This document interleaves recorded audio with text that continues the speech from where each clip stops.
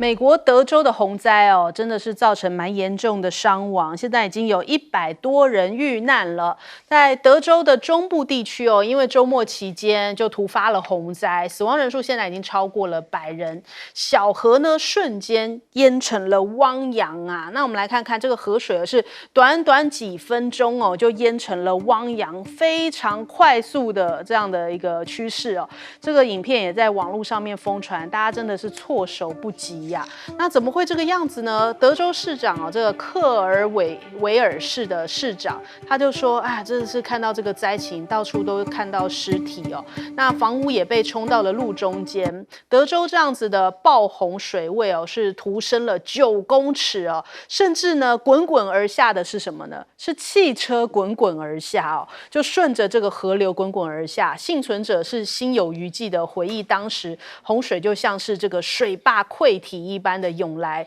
那他们讲说，看到这个河水哦，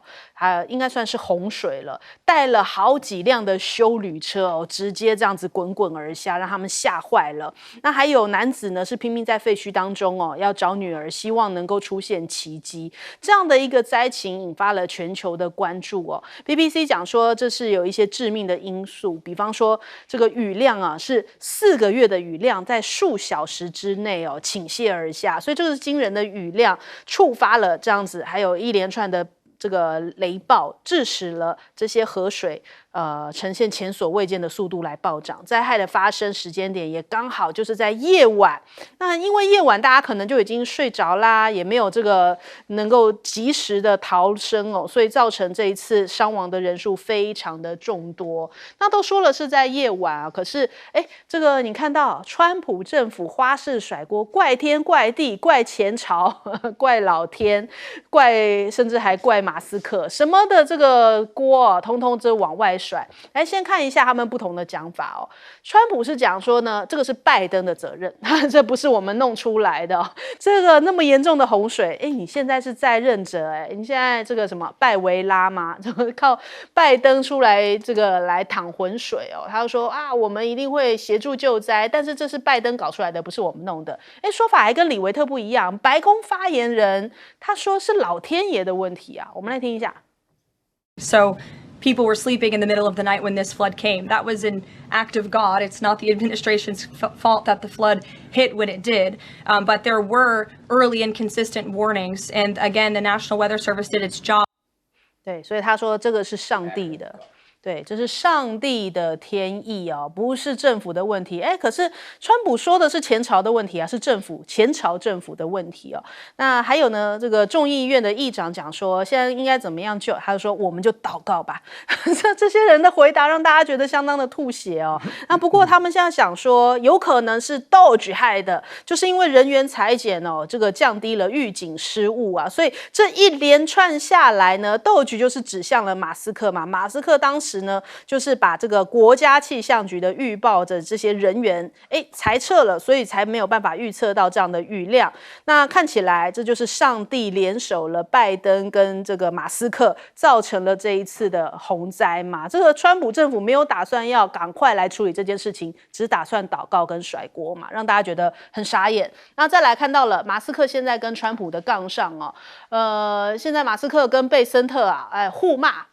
贝森特讲说Doge的原则是很受欢迎啊，但是马斯克不是啊。马斯克各公司的董事会是鼓励马斯克专注于商业而不是政治哦。马斯克就回骂他说，1年前我的民调非常好，也是川普频繁用我的原因，而你贝森特呢只是索罗斯的傀儡哦。你是学政治啊，这个连这个数学都不太会，所以骂他是不专业的，骂贝森特骂得很难听。那再来看到了这个成立 Doge。其实马斯克是想要省下一些开支，但是呢，现在看起来大而美哦，反而会让国债增加，所以马斯克觉得说奇怪了，那当初成立Doge的意义是什么呢？不过川普倒是抓着他说，你现在成立第3政党也只是添乱，因为美国只容得下2党，第3党不曾管用过，还骂马斯克这个做法非常的愚蠢。那的确成立完这个美国党之后，让特斯拉的市值一夕蒸发掉了680亿的确是让马斯克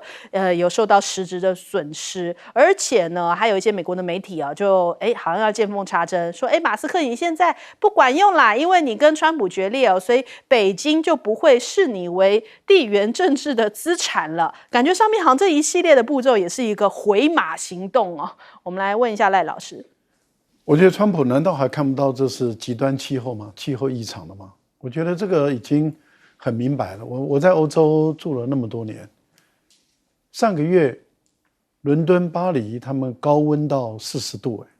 过去我在法国生活1年就有1天36度，那是最高，那就到而且就1天而已。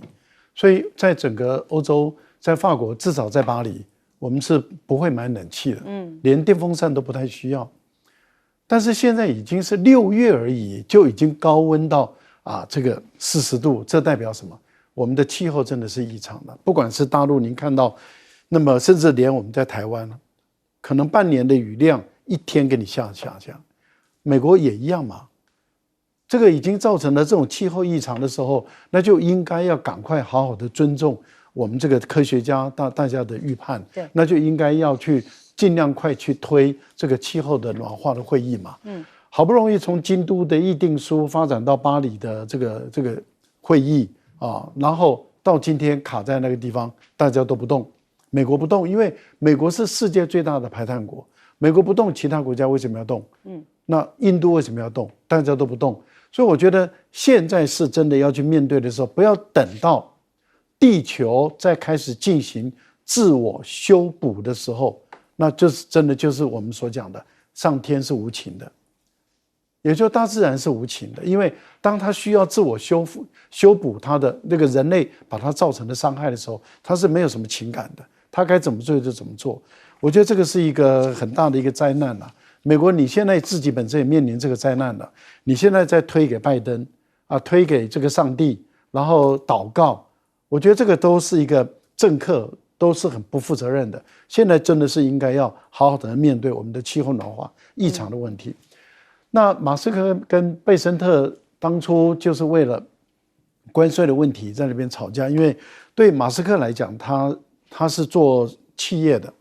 他认为自由贸易是最重要，而不应该搞这个关税战，不应该搞这个贸易战，因为贸易战破坏了整个这个自由贸易体系，这个对于全世界是造成的伤害。他们2位就吵得很凶，那甚至还传说2个人就打起来等等，我们都听到这个消息。好，现在马斯克他离开了，自己成立一个政党，他不见得能够把他所属意的这个参议员或者众议员推上位置，可是他在明年的参众两院的选举，把共和党的部分的这个参议员的候选人跟众议员的候选人拉下马，绝对有这个能力，保证有这个能力。第一个，他太有钱了，他的钱可以多到他可以聘一堆网红，聘一堆年轻的媒体工作者，在新的媒体上从早到晚就是把你的这些共和党的候选人他所不堪入目的见不得人的事给你做出来，给你收集，给你做成影片，做成各种图片，从早到晚给你播到最后看你还怎么选。第二个，它有 X 是美国非常重要的一个平台，那请问一下，美国的共和党怕不怕？其实怕死。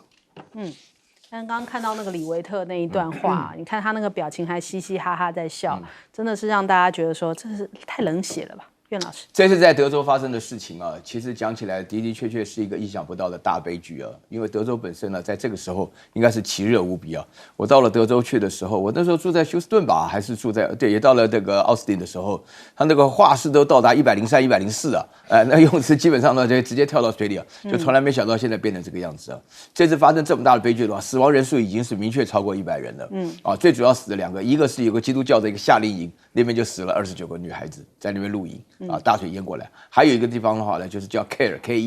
在德州那个小城市里面，这个时候呢，他们发生了土石流，因为那边就死了50多的人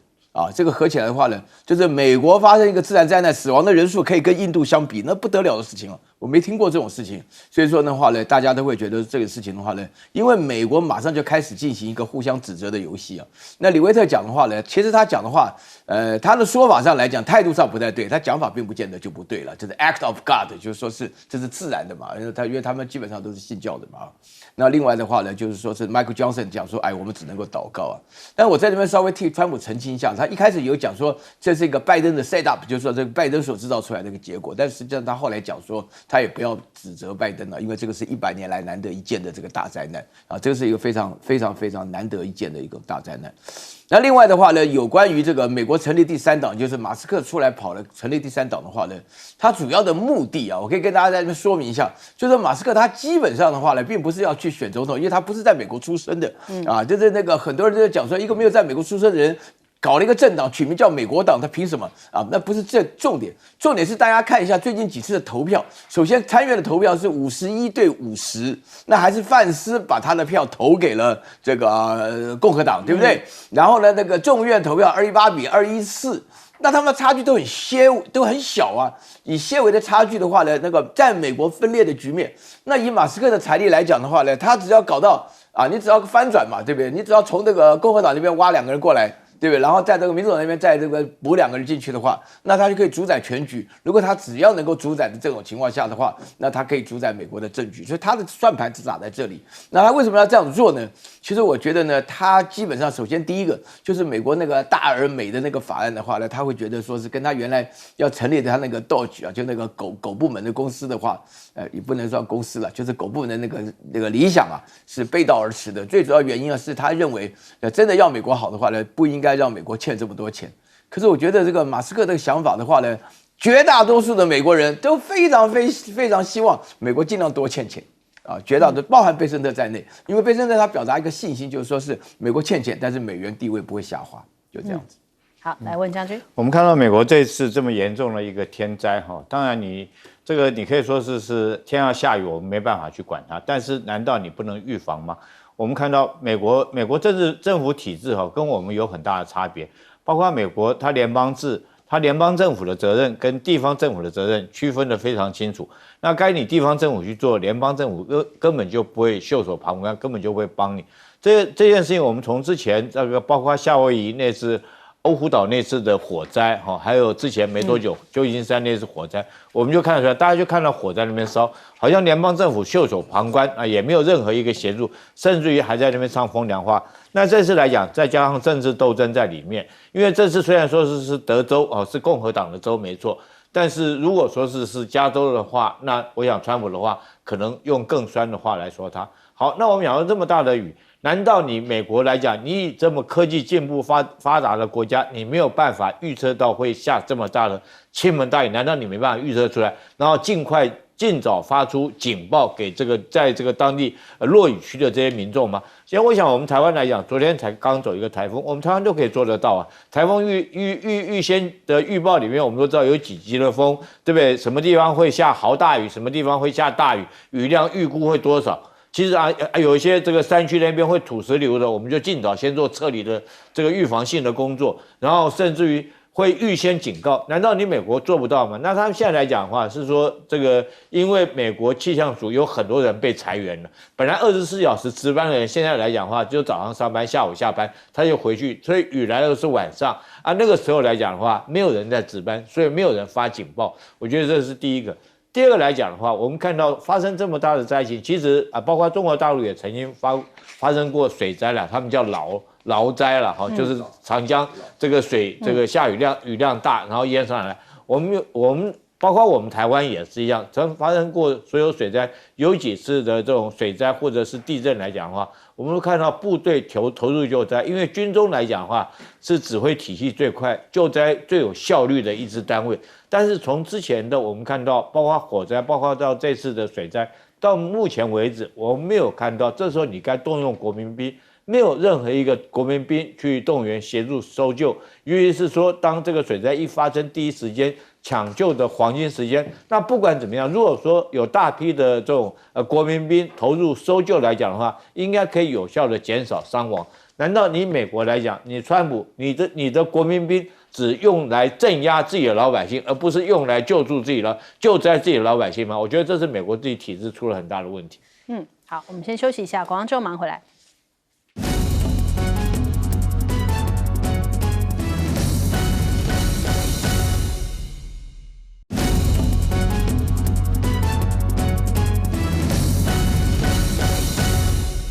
好，金砖国家的峰会哦，但是让川普感觉芒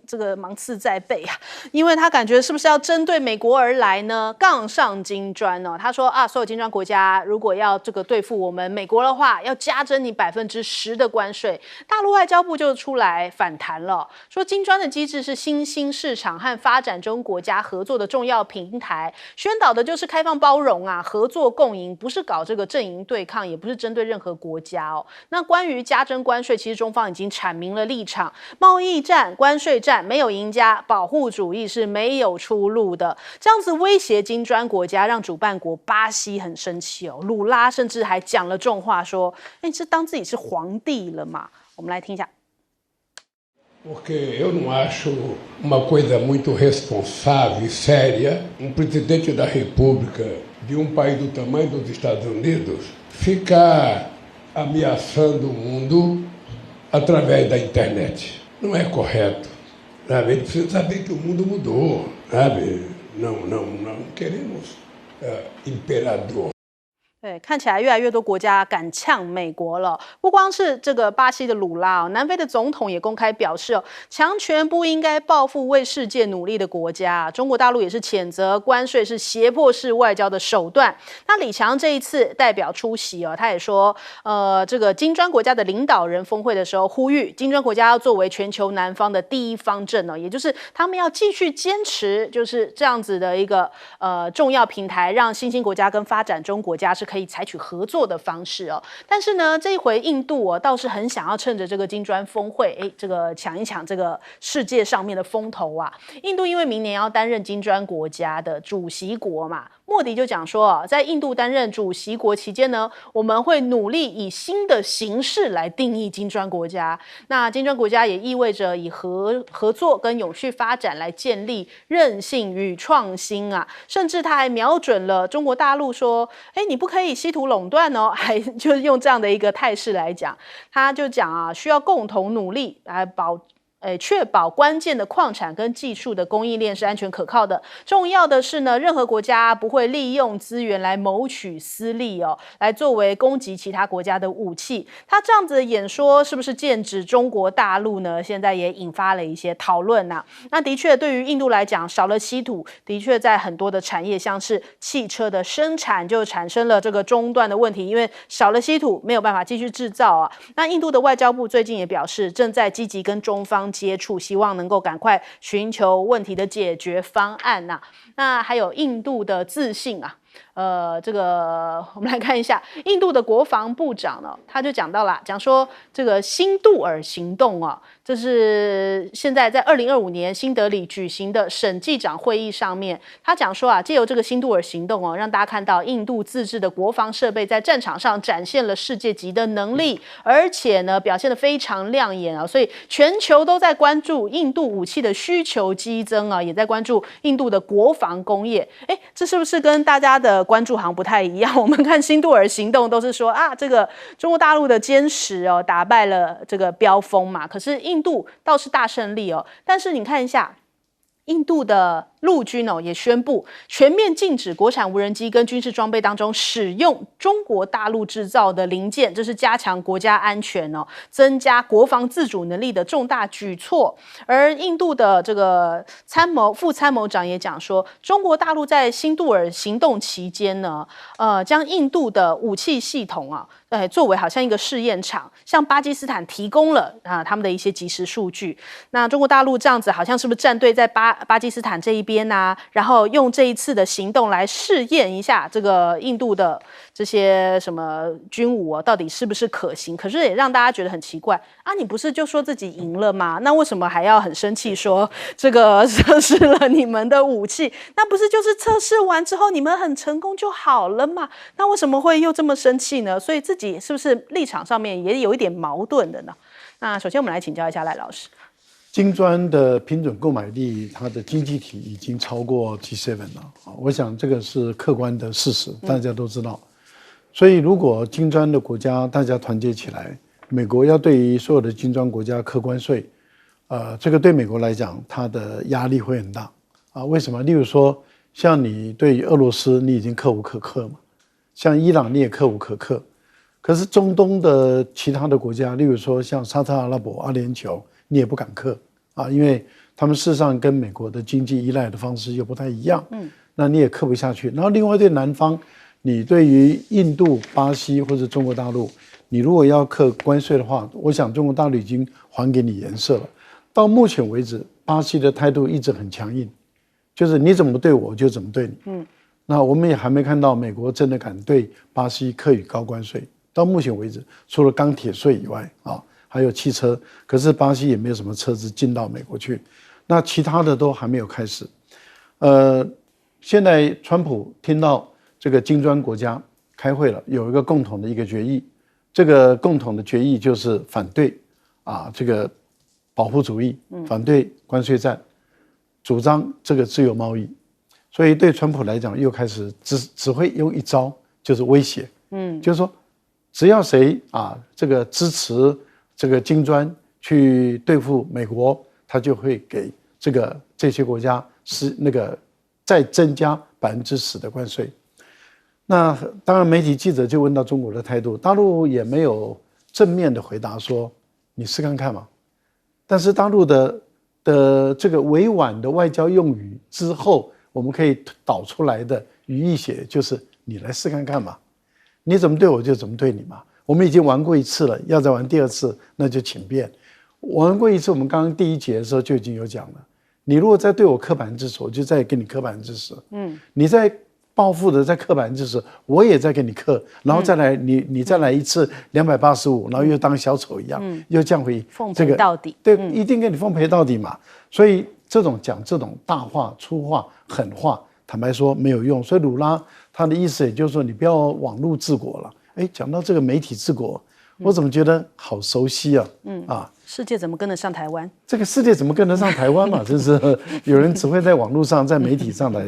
那现在看起来，川普几乎都是在网络上治国，所以这个鲁拉的讲话就很直了。不过，我觉得印度在金砖的国家来说，一般来讲，金砖国家大部分看待印度都认为它是一个，你看我这个动作很像，那如果是这样子的动作的话，就变成很多人都认为是搅屎棍这样的，因为他在金砖国家里面是最不合作的，最不团结的，那现在他因为接着要接下这个主席的位置，所以鲁拉就请他到里约担任主宾国的一个地位。那当然，对于莫迪来讲，又是一个舞台，他可以表演的舞台了。所以他很开心的就跑去了以后，他就等于是明年的金砖的会议会在这个印度召开。可是我们都知道，上一次的金砖会议在印度召开的时候，印度并没有把它办好。印度对于金砖的兴趣并不大，所以它本身要推动新的概念、新的东西很少。但是会还没开，他就开始间接的开始在攻击、批评中国大陆。那你如何让中国大陆支持你、配合你，把这个金砖会议开好？我觉得印度真的是名副其实的这个搅屎棍啊。好，我们来请教苑老师。我是非常担心啊，明年这个印度担任金砖国家的轮值主席啊，因为印度的话呢，确实是它非常麻烦了，它的整个态度上来讲，印度自己的话呢，在整个这个做法上来讲，它是想要自己当成一个大国啊，所以说呢，这一次像印度的莫迪就是个大麻烦嘛。啊，这基本上的话呢，讲到为什么在金砖国家的时候，特别提出来稀土武器化的问题啊，大家要了解啊，中国有稀土是付出很惨痛的代价，环境的代价啊，对不对啊？大家要不然的话呢，看到国际消息的都很少人只报道中国拿稀土当成一个出口的武器，从来没有想到中国在发展稀土的过程中做了多大的牺牲呢？那在一穷二白的时候，又靠过这个来慢慢改善自己的环境。那印度的话呢，他的外交部长苏杰生也是很麻烦的人物啊，对不对？然后他的现在那个国防部长的话呢，我不知道大家知不知道，也记不记得了？就是上个礼拜的话呢，上合会里面那个辛格啊来了这个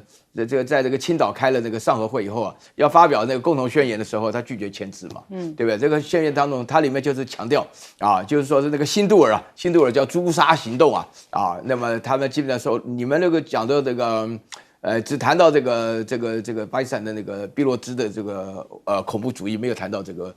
巴基斯坦这个国家里面。那这个大陆这边就讲得很清楚，就是你没有什么证据，怎么可以这样说？所以那辛德不管了，他就是拒绝签。所以印度要是担任这个金砖的话，我觉得金砖现在扮演了非常多重要的角色。因为金砖的话呢，目前为止最具体有个金砖银行，是这个巴西前任的那个女总统嘛。对，就是那个什么啊，那个女总统担任那个在上海担任那个金砖，就是一个贷款的单位。那另外全球南方的概念的话呢，伴随着金砖里面有很多国家参与什么。那当然了，金砖国家目前为止有美国在中间的颠覆。这个 BRICS 啊，当中那个 I 就是印度嘛。那如果印度担任轮值主席，会出现什么幺蛾子，没有人知道了。所以而且这一届的金砖原则上来讲的话呢，大陆没有出席。对不对？俄罗斯没有出席，是领袖了哈，就普丁啊跟那个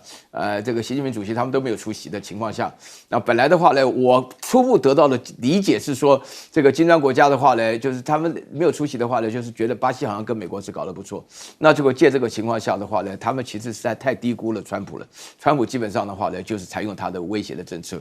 那这里面整体下来的话，我觉得这里头倒是这个印度的陆军副参谋长倒是讲了实话啊，因为刚刚翟轩也提到，就是说你不是说你大胜吗？结果他现在讲说是，其实啊，讲起来他少说了一句话，在5月7号的时候啊，是我们印度对于巴基斯坦发动攻击，结果没想到6架战机被打下来了啊！他没想到是这个事情。那现在的话呢，在印度呢，经过长达多少啊1个多月的宣传以后呢，有很多人发觉呢，如果真的打得这么厉害，那应该乘胜追击啊，对不对？要继续攻击啊！你狠话说尽了以后呢，却没有办法做出任何进一步的行动。那这里面呢，也说明呢，印度本身面临一个非常尴尬的一个处境，就是说呢，他自己觉得说他是被3方面，他讲了3方面，巴基斯坦把他飞机打掉，然后中国的技术资源，另外土耳其也在底下要准备要对印度这个实施一种攻击，所以在这种整体的情况下来讲的话，印度说句良心话了，我很少对一个国家里面的重要的首长讲话都如此不信赖但是印度确实是打破了我的思想下限了。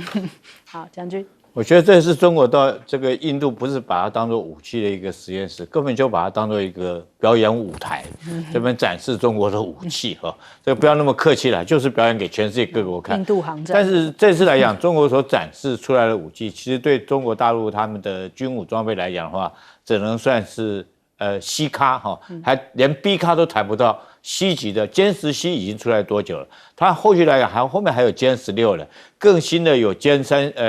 这个20，这已经服役了，那马上已经亮相，会成军的歼36，那已经不晓歼10来讲的话，对大陆来讲已经是不晓得是这个 C 世代的武器哈。那 PD15，它现在还有更远的 PD17啊。预警机来讲的话 ，ZDK 这次来讲的话，解放军还有空警500、600都有。所以他只是用一个 C class 的武器，就已经把你印度打得落花流水。那你还讲人家是实验室，我根本就是展现给全世界看的舞台，这个也不需要客套，好，就这样讲了。那第二个来讲的话，你印度要拆掉中国所有的零件，这个零附件你全部要去除，好大的口气啊！你问一下美国敢不敢讲这种话嘛？美国敢不敢说我所有军武要全部去中国，零件全部没有？我到现在为止倒是只有听过一个国家敢讲这种话，就是说你看到我们所有的武器，现在里面每一样都是我们国产，所有供应链都是我们国家的。这句话我在什么时候听到？我印象特别深刻，是10年前国际大解放军他们在天安门阅兵，那次庆祝抗战70周年那次阅兵，天上飞的地上地上跑过的哈。那个时候他们的这个国防部长就讲一句话，他说你现在看到的所有武器，每一个供应链，每一个零件都是我们国家自己产的。那我相信除了中国现在敢讲这种话之外，连美国都不敢讲这种话。那印度你敢讲的话，那你就做嘛，你做给我们看嘛，你把所有零件拆掉。我相信当你所有零件拆掉的时候，就是巴基斯坦去打你的时候。这为什么？因为你的这个飞弹可能打不出去，你的这种飞机可能就会飞不了哈，你所有武器动不了。这是不争的事实是这样，我不用讲别的，我讲一个，你现在你们自己国家里面每次摆出来那颗炫耀的飞弹叫布拉莫斯导弹，你上面那两个，你还漆上两个国旗，一个是你印度国旗，一个是你俄罗斯的国旗，就代表说你所有的武器都不是你国家自己制造。你现在光辉战机你用的零附件是不是都是从别的国家，不管是从美国或者是俄罗斯或者是意大利或者是以色列进口？那你认为这些国家他去这些主配这一架战机，主配这个雷达的时候，里面难道都没有用到中国的零附件吗？包括美国最新的 F-35战机哦，那时候他们就经过调查，结果发现 F-35战机里面的这种三菇泳池那个蚌埠啊，就是中国所谓的稀铁，这个铵是就是重金属里面的铵。那时候美国也曾经想说，我不要用中国的，后来他们认为说没办法研究到没办法找到替代的用品，所以把它列为豁免项目，也就是说 F-35可以用中国采购的这个向中国采购这个三菇泳池这个系列来当做它的润滑蚌埠。为什么？因为我就是找不到替代品。那时候美国国会经过调查，对不对？他们认为说是没办法取得。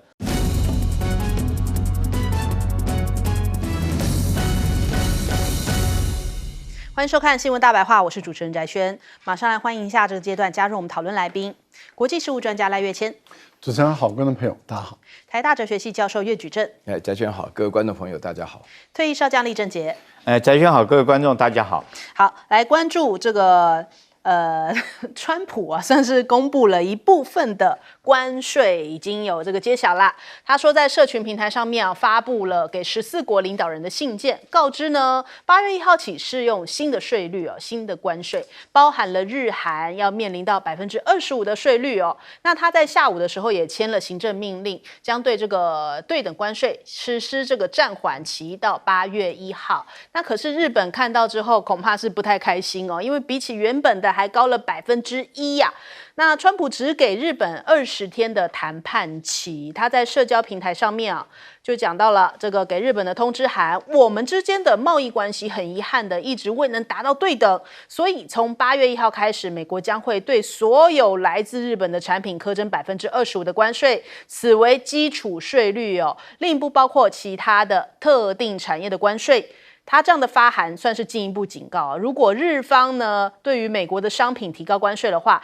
美国将会在原有的25%基础之上再加比例加码反制哦。所以哇，看起来对日本好像已经友谊的小船翻掉了呀，这一次怎么还往上升了，还恐吓说你如果敢制裁我，我就会这个对等加码反制哦。因此现在目前日本的政府紧急开会商讨对策，石破茂表示美方公布的措施令人遗憾，将会继续和美方就关税来进行谈判。那其实这一次日韩哦都是25%，韩国算是降了，日本算是升了。这一次对于这个解放日的24%还加了1%，是不是就是因为石破茂的态度太硬了呢？所以川普感觉很难下台阶，所以因此给他了25%的关税。那反映出来这一段缓刑期哦，其实日韩跟美方的谈判都是触礁的，市场也对于这个谈判结果是不敢乐观的。那反观这个印度哦，印度现在也是强硬起来哦，印度的商工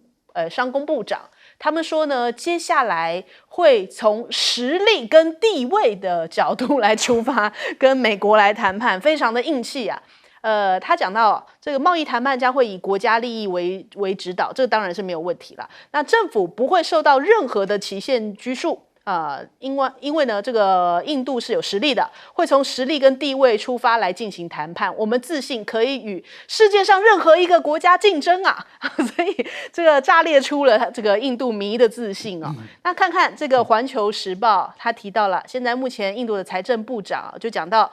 农业跟乳制品哦，将是印美谈判当中的2大红线。他说他们绝对不会退让，就是任何可能会削弱本国的农业或农民地位的事情，印度是不吃这一套的耶，好像也是这样的意思。那川普还宣布了，美国将会在8月1号对泰国、缅甸、孟加拉、韩国、日本等14国征收新的关税，而印度呢，算是接近达成协议。到底谁会让步呢？印度讲得很硬，美国好像也没有退，所以现在只能拭目以待了。印度政府在未来的24到48小时，可能就会对这一个谈判结果看起来就会出炉，就是美印之间的关税究竟是如何，很快就可以揭晓了。那但是呢，这样子公布14国的最新关税税率，美股倒是自己先崩了。因为看看道琼昨天就狂泻了600点，创下6月13号以来的最大单日跌幅，而且呢，纳斯达克也是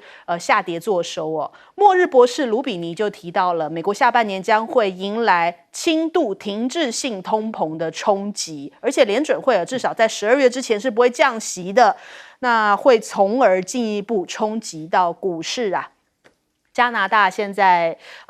本身国内的声音对美国也是极其反感，他们说呢要把这个贸易流氓啊踢出 WTO， 所以现在加拿大硬起来说还要把这个美国踢出去，让美国沦为国际弃儿。而贝森特呢，他是说接下来跟中国大陆的这个谈判可能会在未来48小时之内来宣布其他的一些贸易声明，那当中也包含了跟中方的官员还要举行会面可是到底中美之间的谈判会这么快吗？在未来48小时之内会有进一步的讯号出现吗？华尔街日报说恐怕不见得，因为习近平对美国的冷战已经开打了，那终极目标就是要超越美国，为中国追赶美国赢得时间。所以看起来这个还挺焦灼的。我们先来问一下赖老师，我们先来看一下日本或者韩国有没有在怕？没有在怕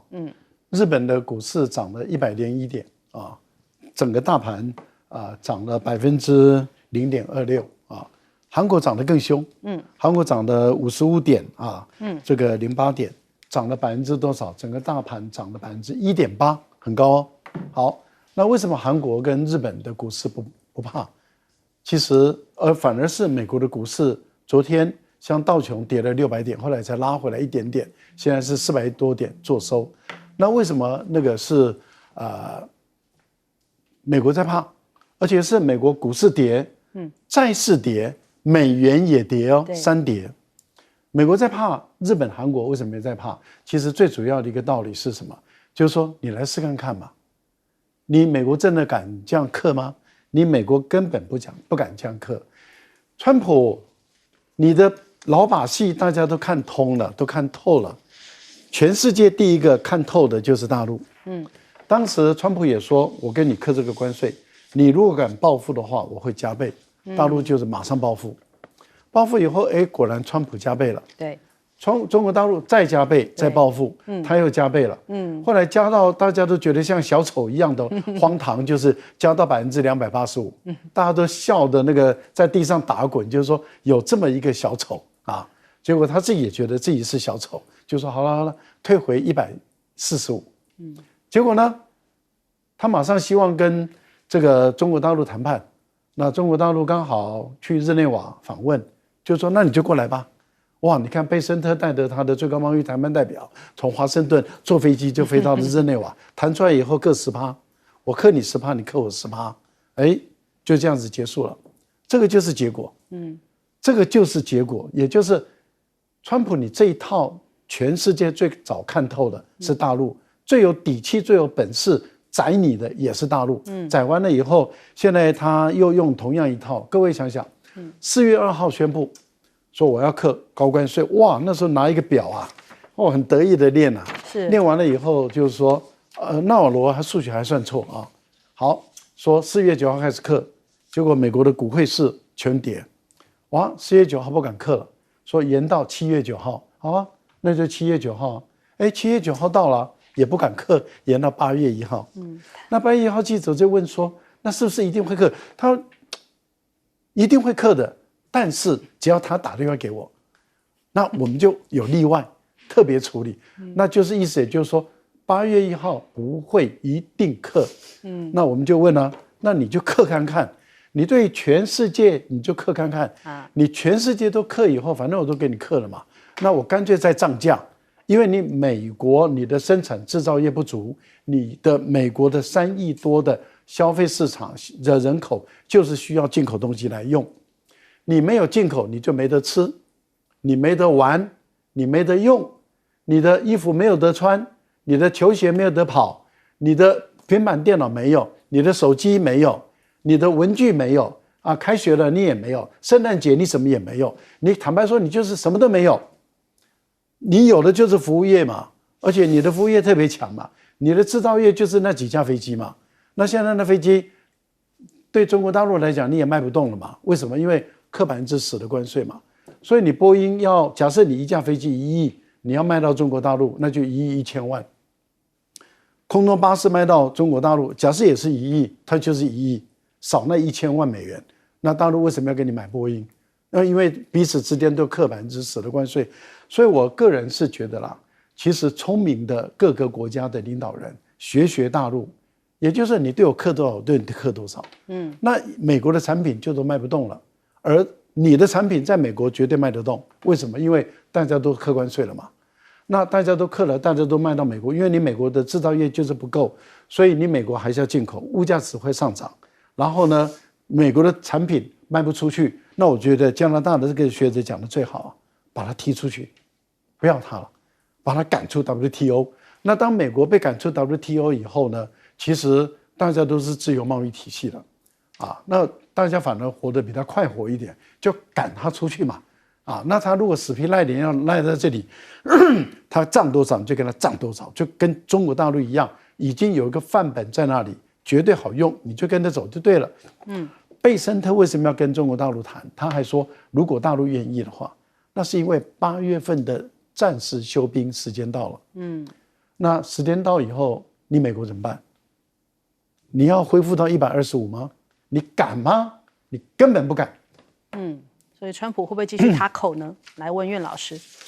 我觉得说是贸易谈判的过程是一个相当复杂的问题。其实有史以来也没有这样子干的哈，就是说是我不知道大家还记不记得纳瓦罗这个人呢？从这个4月2号哈，美国的时间的话呢，按照纳瓦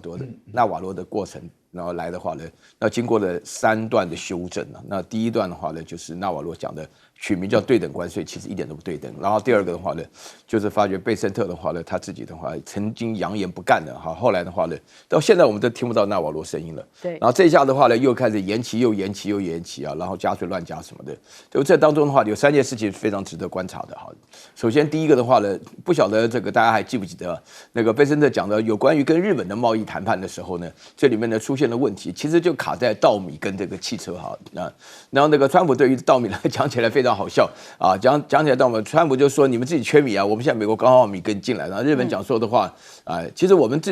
台湾对日本喜欢去日本玩，大家都知道日本的稻米吃起来味道的感觉确实是比较好嘛。然后我很少听说过日本人会吃美国米，那更少听说过日本人会开美国的车，所以说呢，美国的车子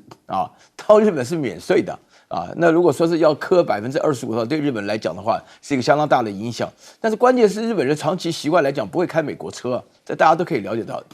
另外第二个情况的话呢，就是有关于印度的问题印度的问题的话呢，刚好呢就是印度呢卡他的命门，就是他的这个农产品跟他的乳制业。就是印度这边为什么这2个问题是他表现出来一个非常坚持的一个态度那么这个里面牵涉到，我觉得整体来讲要大家记住第一件事情有关于贸易谈判的话是一个主权的问题就是连台湾这么小的话呢，大家都嫌了，就是我们的政府跪来跪去的话都没有用只有大陆不跪为什么呢？这是牵涉到主权的问题，这跟国家大小没有关系这是第一件事情。第二件事情的话呢，就是说贸易谈判当中有关于这个对印度来讲的话呢，农产品跟乳制业的话呢，那印度它是一个没有经历过土地改革的国家，它这个独立是和平独立的。所以在这种情况下的话，原有的财富还是落在大财主手里啊。其实大家可以了解一下，就是没有经过土地改革的印度的话呢，它这个所有的农产品啊以及乳制业者啊，都是在原有的大地主手上。那他们对于国家的影响力是非常大。所以在这种情况下的话呢，印度当然也不愿意